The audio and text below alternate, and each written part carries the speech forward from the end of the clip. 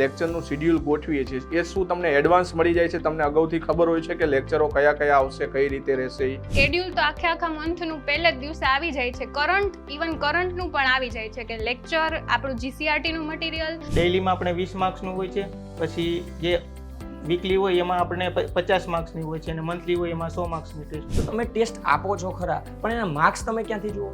Marks આપણને જે Telegram channel છે એમાંથી દરરોજ તમને માર્ક્સ એટલે ટૂંકમાં આન્સર કી મળી જાય છે અને રિઝલ્ટ પણ તમને મળી જાય છે. તો શું આપણી પાસે જે ટેટ ટાટને લગતા જે કોર સબ્જેક્ટ છે, જેમ કે શિક્ષક અભિયોગ્યતા, મનોવિજ્ઞાન, એના કોર ફેકલ્ટી છે આપણી પાસે? મનોવિજ્ઞાનમાં 3 ફેકલ્ટી મળેલા છે અને 3 અલગ અલગ રીતે બધે પોતાની માસ્ટરી ધરાવે છે.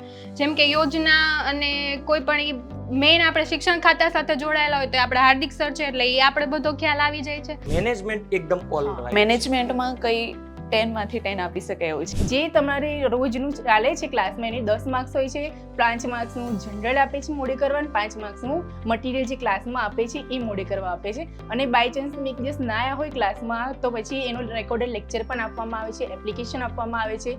એટલે બહુ સારું છે દીપ સંકુલમાં, અહીંયા જોઈન્ટ કરો તો.